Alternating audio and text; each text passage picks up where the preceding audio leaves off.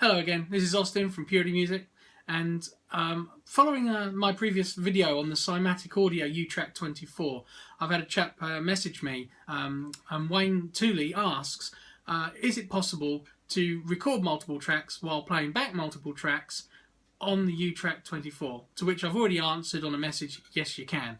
But he also asked, is it possible to do that through his mix console? In other words, as I described in the last video about using a discrete mixer for your pre's, etc. But can he play back and record through that mix console into the uTrack 24?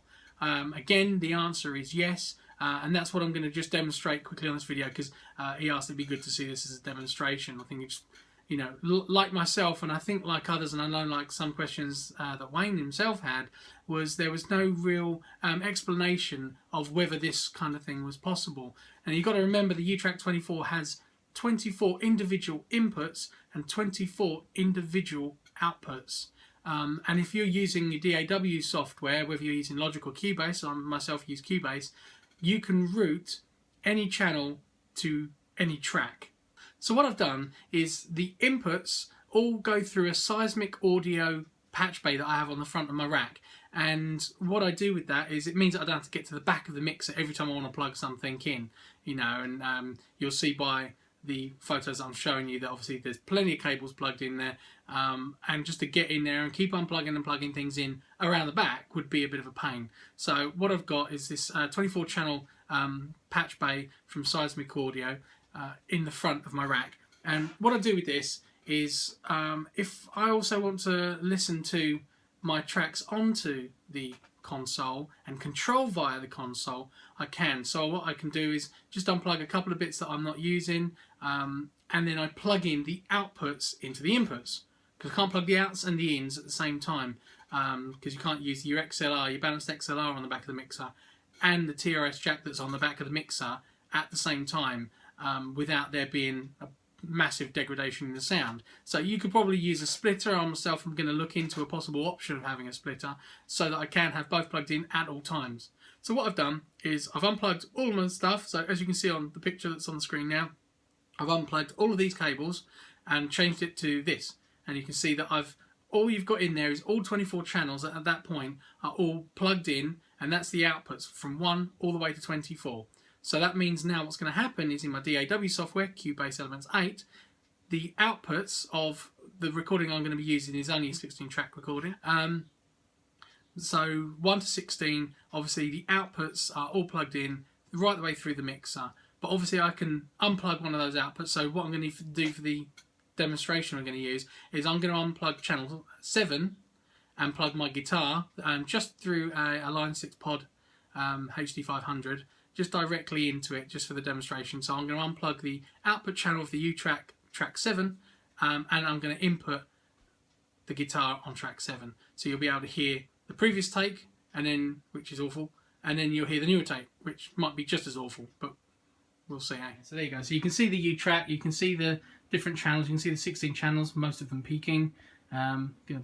Bad recording really, but this was actually, the actual recording was done with the Cymatic Audio LR16 out of the church mixing console. Actually, same kind of plugging concept as here. And obviously down the bottom of the rack, there's the TRS outputs, which are coming from the back of the uTrack 24, and they're obviously going into the Cymatic Audio input bay there, going into the back of the mixer. So what this actually allows is, now you can obviously see the mixer section from Cubase Elements 8, 16 channels along the bottom there. Now we're not going to touch any of those sliders on the screen, and nothing will actually get affected on the screen as you see it here. But instead it's going to be through the mix console. So obviously we've got drums, bass player, keyboard. Not actually sure what was on 4, to be honest with you. I have no idea what we were doing on that one. We've got a guitar, another guitar, all clipping. So it was kind of a quick plug-in, and that's, yeah. So that's the track we're actually going to change. That's me on the guitar. So let's just bring up some music, as you can see it.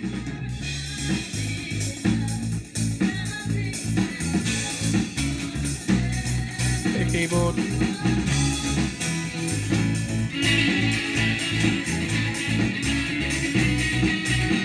we go. We're going to start from the beginning of the track.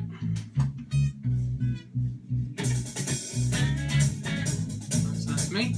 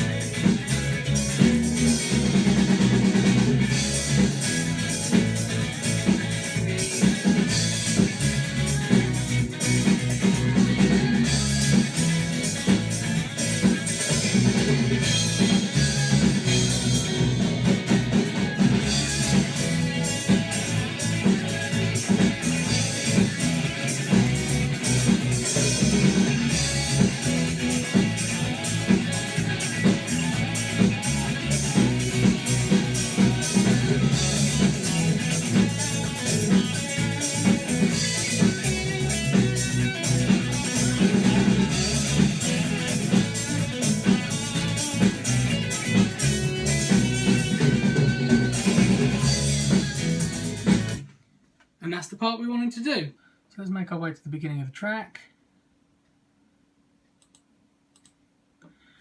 And then let's have a look at the mixer. Let's press play.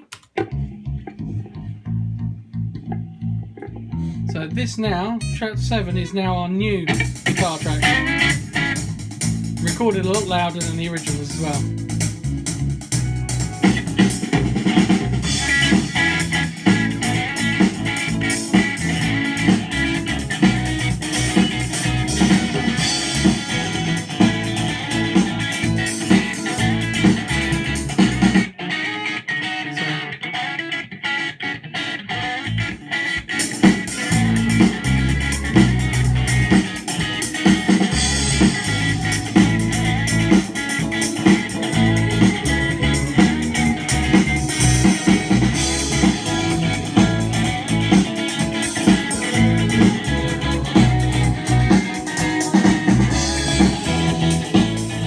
Now again, just to reiterate, obviously when you do this, when you adjust the track, so what I'm going to do is I'm going to turn up 7, but you'll notice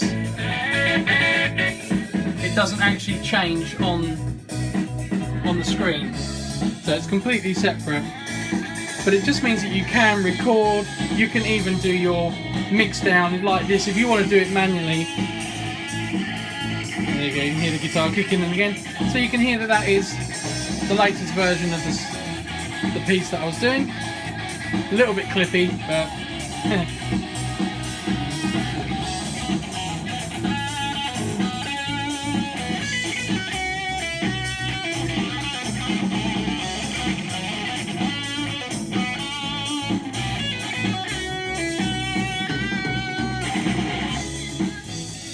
okay, well, I hope that answers your question, Wayne. Thank you for it.